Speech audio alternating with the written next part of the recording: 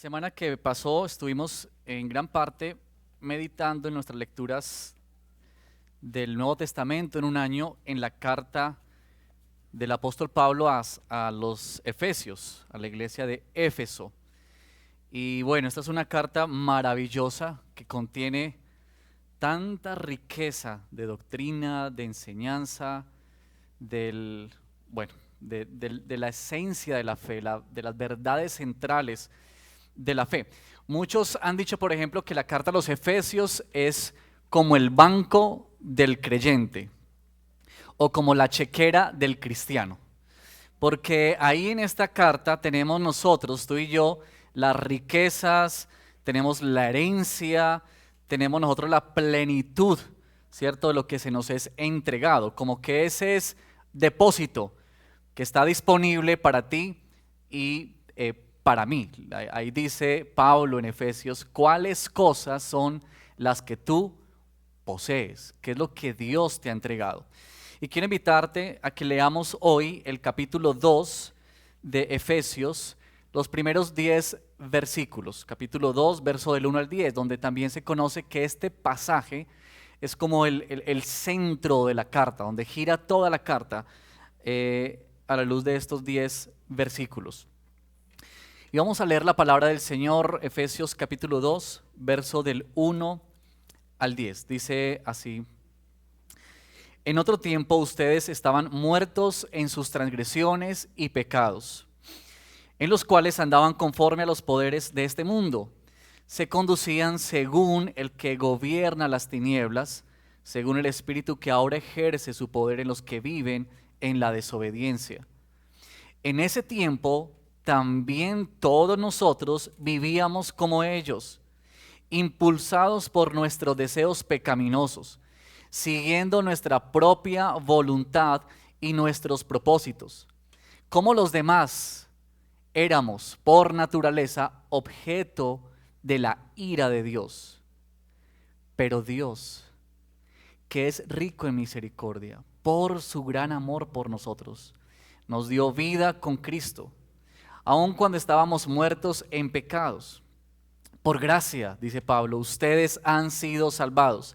Y en unión con Cristo Jesús, Dios nos resucitó y nos hizo sentar con Él en las regiones celestiales, para mostrar en los tiempos venideros la incomparable riqueza de su gracia, que por su bondad derramó sobre nosotros en Cristo Jesús. Porque por gracia ustedes han sido salvados mediante la fe. Esto no procede de ustedes, sino que es el regalo de Dios, no por obras, para que nadie se jacte. Porque somos hechura de Dios, creados en Cristo Jesús para buenas obras, las cuales Dios dispuso de antemano a fin de que las pongamos en práctica. Señor, queremos darte gracias por esta palabra. Aquí hay tanta riqueza, Señor, que pudiésemos pasar horas, días, semanas y meses pensando y reflexionando alrededor de estos 10 versos. Pero te pedimos, Señor, especialmente que tú nos permitas ser impactados por estas verdades. Que nosotros podamos deslumbrarnos como si fuera la primera vez, Señor. Ayúdanos, Señor, a que nuestro corazón, nuestros pensamientos puedan centrarse ahora en lo que tú tienes para nosotros, Señor. Te lo pedimos en el nombre de Jesús y en acción de gracias. Amén. Bueno, hay una historia de una mujer de la que leí. Ella se llamó, porque vivió ya hace muchos años, como en el año 1800, a finales de 1800, principios de 1900. Se llamó Haight, creo que se pronuncia así, Haight Green, una americana, que dice la historia que ella llegó a ser una de las mujeres más ricas en Estados Unidos en su época. Algunos dicen que se estimó la riqueza de esta mujer en $100 millones. Estamos hablando de hace más de 100 años, imagínense, $100 millones. Pero había algo muy particular en esta mujer que la hizo más famosa que su propia riqueza.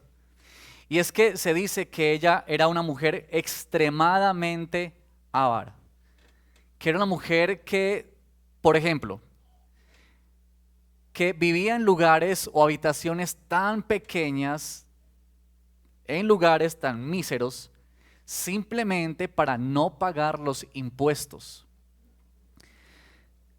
Quedó registrada incluso esta mujer como Guinness Record, como la mujer más tacaña del mundo, imagínense ustedes.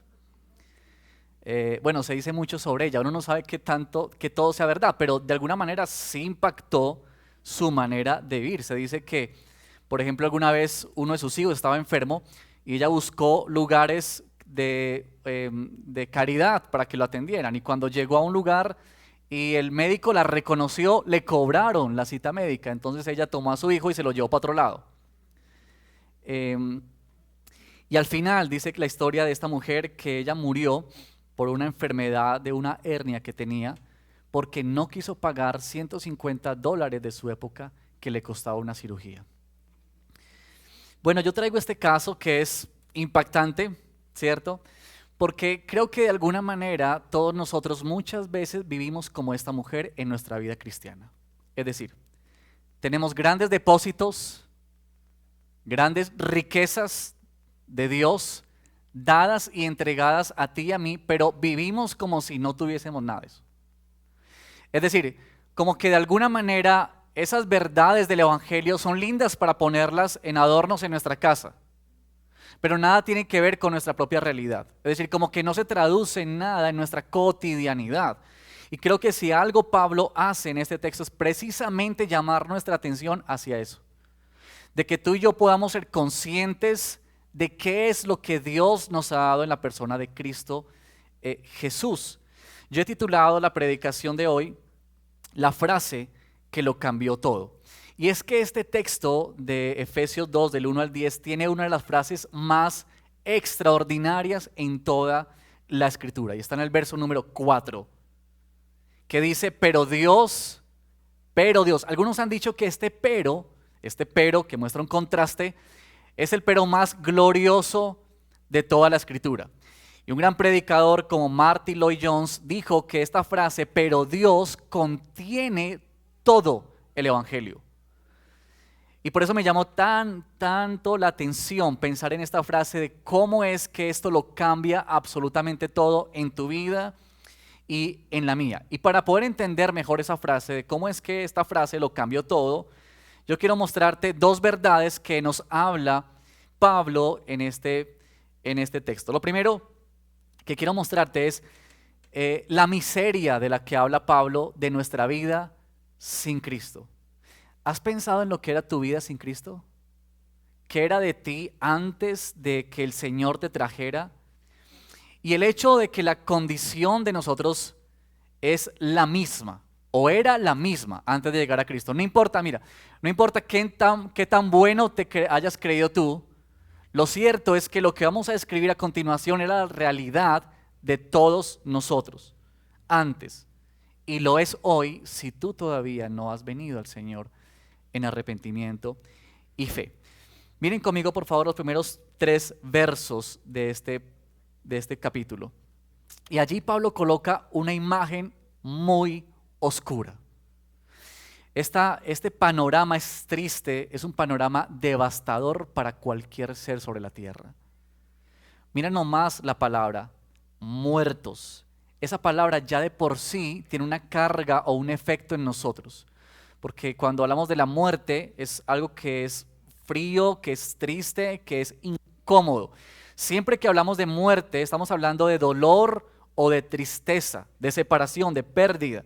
Y aún en los mejores escenarios, siempre la muerte será catalogada como algo que no queremos vivir, porque Dios no nos creó inicialmente para esto.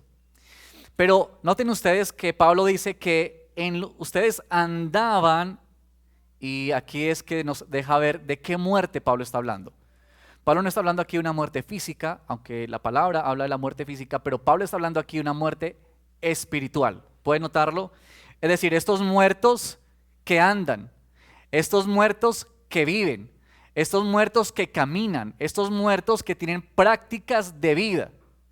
Y eso me hace pensar mucho como cuando tenemos flores en la casa. Yo no sé si a ustedes les gustan las flores en sus casas, pero ¿qué hacen las flores en un lugar? adornan, ¿cierto? Y como que hermosean un escenario y hacen ver bonito. Y uno muchas veces cuando entrega flores o cuando se reciben flores es como un gran regalo y están ahí. Pero ¿saben cuál es la realidad de esas flores? Tan lindas y tan bellas, están muertas. Y usted dice, pero ¿cómo es posible? Bueno, espere solamente 2 días o 3 días de esas flores. Y usted se va a dar cuenta la realidad, porque están marchitas, huelen a feo, el agua se ha dañado y lo que antes adornaba ya no, ahora desagrada a la vista. Y Pablo tiene esta intención cuando nos dice que estábamos muertos, pero andábamos, porque esta es como esta expresión, que estamos muertos en vida.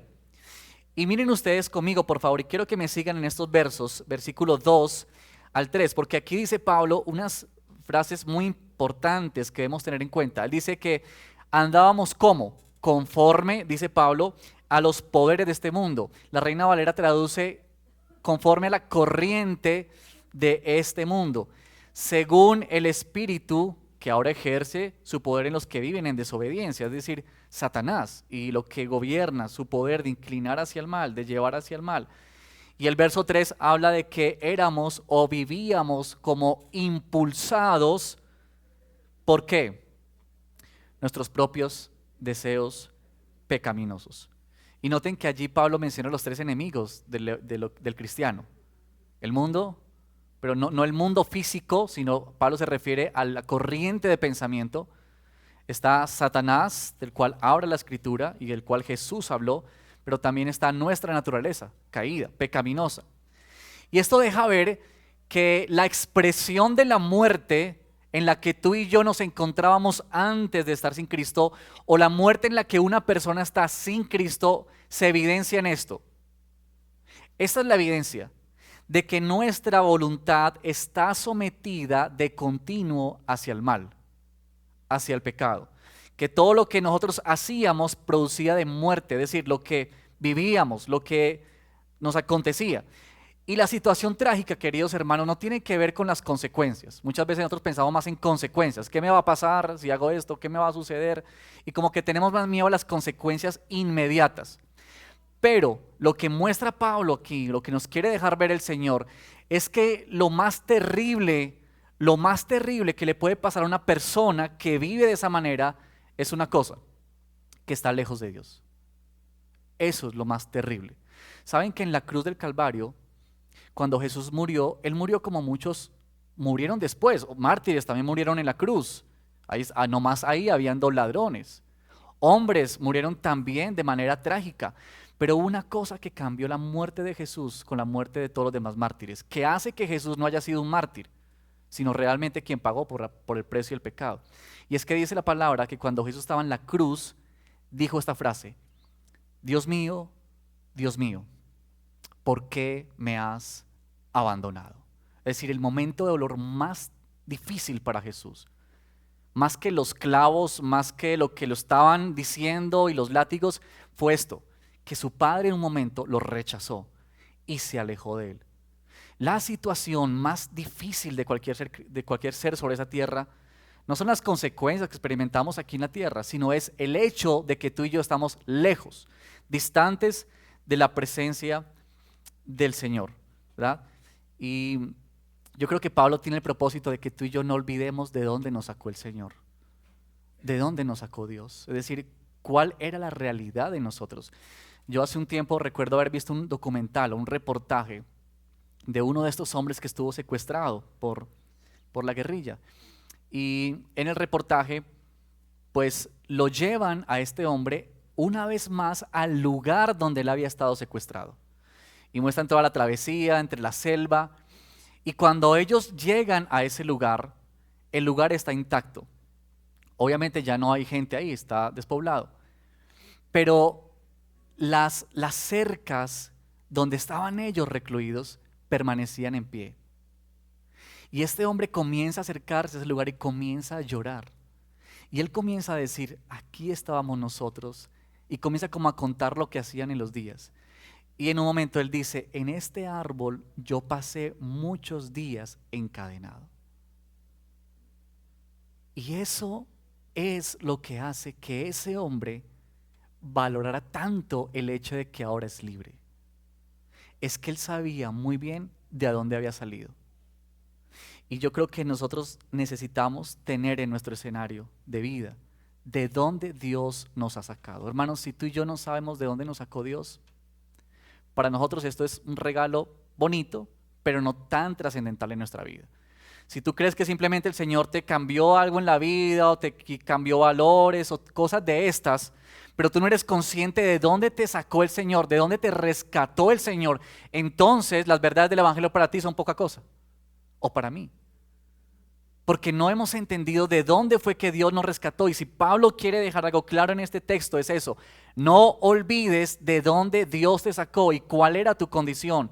No importa cómo hayas llegado tú a Cristo, la misma condición era para ti y para mí. Estábamos lejos de la presencia de Dios. Y tú y yo éramos objeto de la ira de Dios, objeto de la ira de Dios. ¿Puedes imaginar lo que significa eso? Que el juicio de Dios estaba sobre ti y estaba sobre mí, que lo que tú y yo merecíamos no era otra cosa más que la muerte, que tú y yo deberíamos haber pagado por todo lo que hicimos o por lo que éramos sin el Señor. Eso era lo que tú y yo merecíamos. Eso era lo que tú y yo merecíamos. Pero algo tan especial está aquí, es que Pablo coloca como este lado oscuro de la historia, para colocar la gracia de Dios encima. Ustedes saben que los diamantes o el oro, cuando la gente va a comprarlo, ¿sabe cómo se exhiben? Se exhiben sobre fondos ¿de qué color? Negro. ¿Y usted que no tiene un propósito?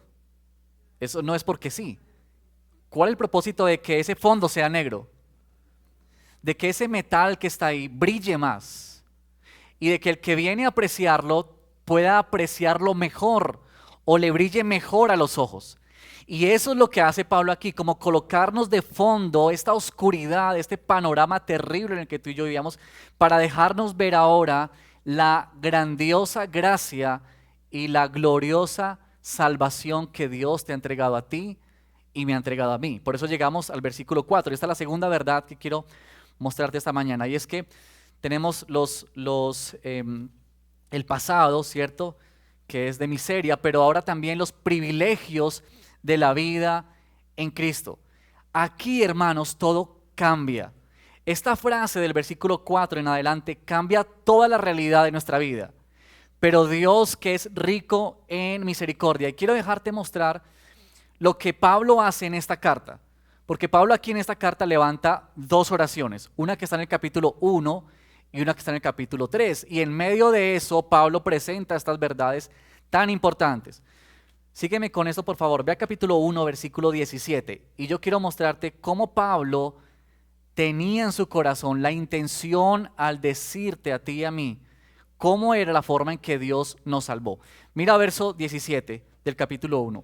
Pido que el Dios de nuestro Señor Jesucristo, el Padre glorioso, les dé el espíritu de ¿qué? Sabiduría y de... ¿Para qué? ¿Para tener una mejor vida? ¿Para que nos vaya bien? No, para que lo conozcan mejor. Ahora mira la otra petición que hace en el verso 18. Pido también que les sean ¿qué? Iluminados los ojos, ¿de dónde? ¿Para qué? Otra vez, para que sepan a qué esperanza Él los ha llamado y cuál es la riqueza de su gloriosa herencia. Como que Pablo le está escribiendo no a inconversos. Él está escribiendo a una iglesia de creyentes y le está diciendo, esto es lo que yo oro por ustedes, y eso ya por sí nos debe enseñar mucho acerca de la oración. En el capítulo 3, versículo 17, al final, Pablo añade lo siguiente, otra oración que Pablo hace. Y pido que arraigados y cimentados en amor puedan, y mire esta palabra, puedan comprender junto con todos los santos cuán ancho y largo, alto y profundo es el amor de Cristo. En fin, dice Pablo, que conozcan ese amor que sobrepasa nuestro conocimiento. ¿Para qué? Para que sean llenos de la plenitud de Dios. ¿Sabes, hermano y hermana? Mira, nosotros necesitamos, urgimos en nuestra vida por conocer cada día mejor a nuestro Dios. Hay un engaño en nosotros muchas veces de que ya conocimos lo que teníamos que conocer. O como que de alguna manera estas verdades del Evangelio se van volviendo tan familiares, como que siempre hablamos de la gracia, siempre hablamos del amor, de la misericordia, y como que llegan a perder tanto brillo en nuestra vida, que Pablo ora por ellos y pide a Dios que estas verdades vuelvan a brillar en nuestros ojos y como que crezcamos en ese conocimiento de nuestro Dios. Y aquí lo que nosotros tenemos es que encontramos la bondad de Dios. Esta gracia, esta misericordia de Dios, este amor. Y nota por favor lo siguiente. Pablo no está diciendo, mire, ustedes fueron salvados por misericordia, por amor de Dios, por la gracia de Dios. No. Pablo tiene toda la intención de dejar ver lo sobreabundante que ha sido Dios contigo. Mira estas palabras. Rico en misericordia, por su gran amor. Nota eso, versículo 7, la incomparable riqueza de su gracia. ¿Puedes darte cuenta de eso? Es que Dios derramó en abundancia para ti y para mí su misericordia, su amor y su gracia. Hay un episodio que se registra en el libro de Éxodo, de pronto ustedes lo recuerden, cuando Moisés va a salir con el pueblo, luego del becerro de oro y todas estas cosas, Moisés le dice a Dios, Dios, si tú no vas con nosotros no queremos ir, yo no quiero ir si tú no vas conmigo. Déjame ver tu gloria. Ahora mira, este es el pedido de Moisés a Dios. Déjame ver tu gloria. Y la respuesta de Dios a Moisés es la siguiente. Yo te dejaré ver mi bondad. Eso es fascinante. Él no le dice, yo te dejaré ver mi poder, te dejaré ver milagros. No, yo te dejaré ver mi bondad. Ahora, ¿cuál es esa bondad de Dios? En el capítulo 34 de Éxodo, luego cuando Dios le cumple a Moisés eso, miran lo que consistía la bondad de Dios. Versículo 6. Dice que pasando delante de él, o sea de Moisés, Dios proclamó esto. Dios mismo dijo esto. El Señor, Dios clemente y compasivo, lento para la ira y grande en amor y fidelidad, que mantiene su amor hasta 1000 generaciones después y que perdona la iniquidad, la rebelión y el pecado, pero no dejará sin castigo al culpable. ¿Sabes? Si tú quieres pensar si Dios ha tenido bondad sobre tu vida,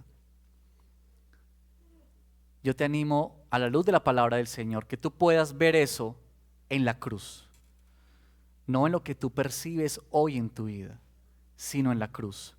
¿Sabes? Nosotros muchas veces caemos en el grave error de medir el amor de Dios, su misericordia, su compasión con lo que sentimos o con lo que estamos viviendo. Por ejemplo, como cuando algo no nos sale como queríamos y pensamos que ya Dios no me quiere tanto, que Dios no me ama, que Dios no me ama como ama a fulano de tal, que Dios no me expresa su misericordia, porque yo quisiera que Dios hiciera esto conmigo y no lo hace.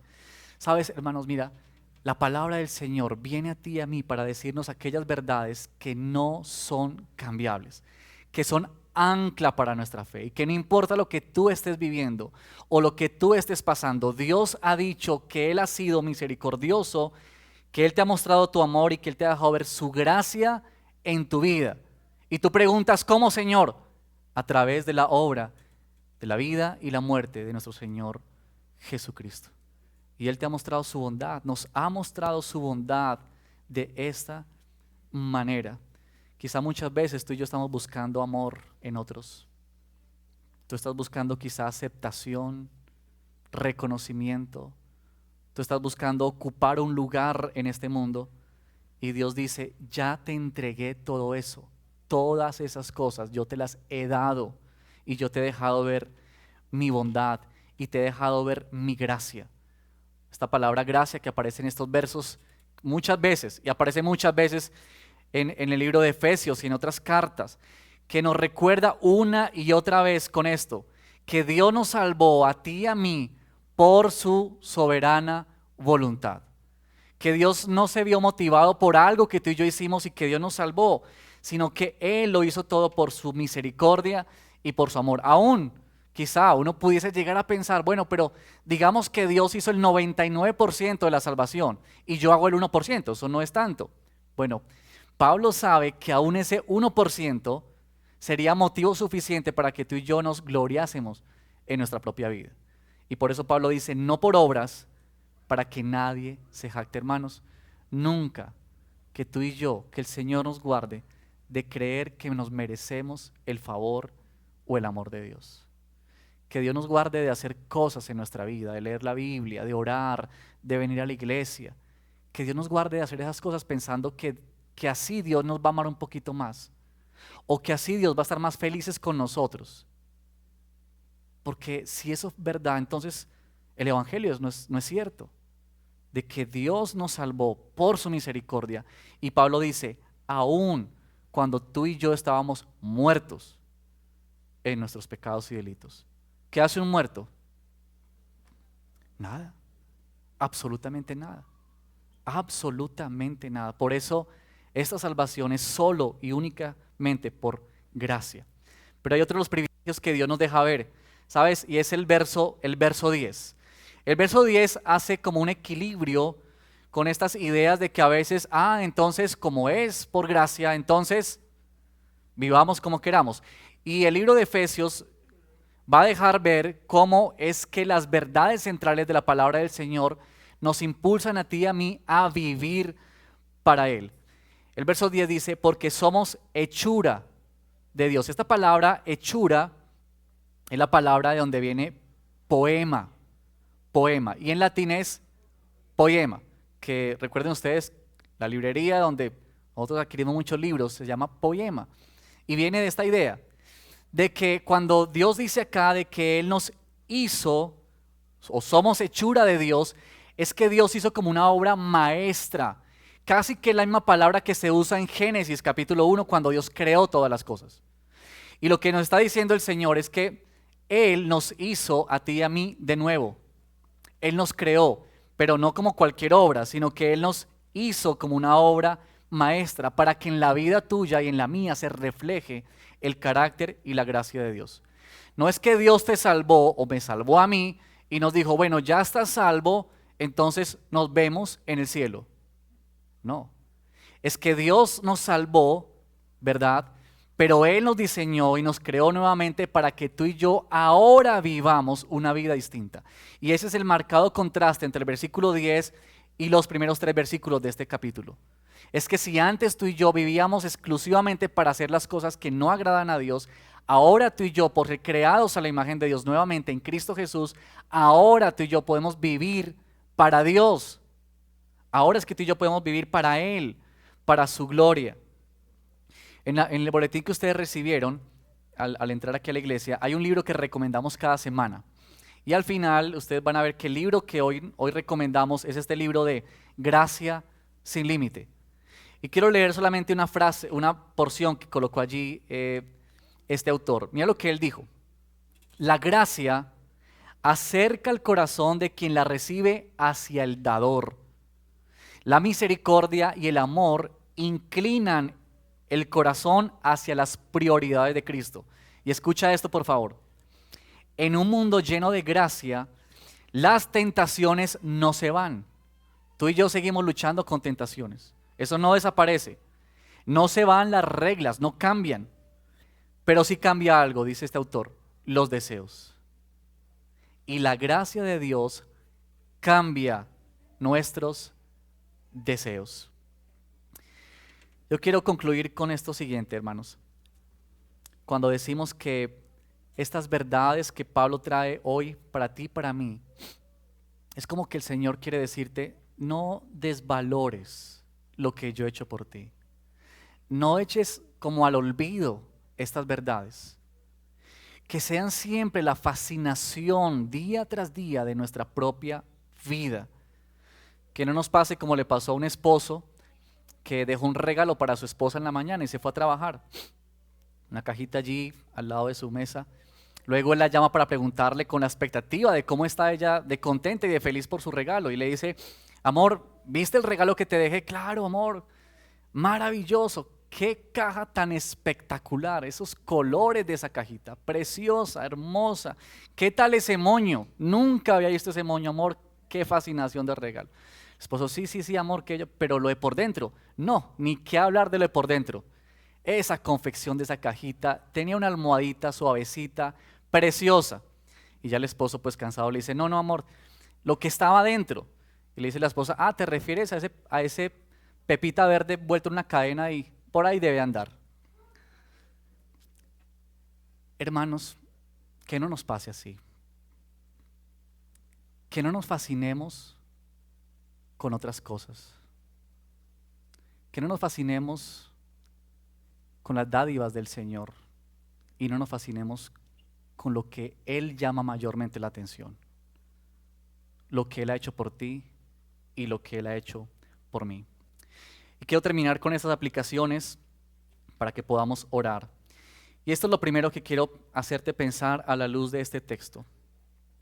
Esta es la pregunta. ¿Tú estás viviendo la salvación con gozo en tu corazón? Es decir, ¿tú te maravillas todavía con estas verdades o para ti son bonitas, chéveres? Una vez más las escuchamos. Porque quizá muchas veces lo que nubla estas verdades es nuestro pecado. Recuerden que David en el Salmo 51 dijo, Señor, después de haber pecado con Betsabé, le dice, Señor, devuélveme o regrésame el gozo de tu salvación. David no le dijo, regrésame la salvación. No, él le dice, devuélveme el gozo de tu salvación. Y quizá tú y yo necesitamos hoy salir de ese lugar pensando y orando, Señor, devuélveme el gozo de tu salvación.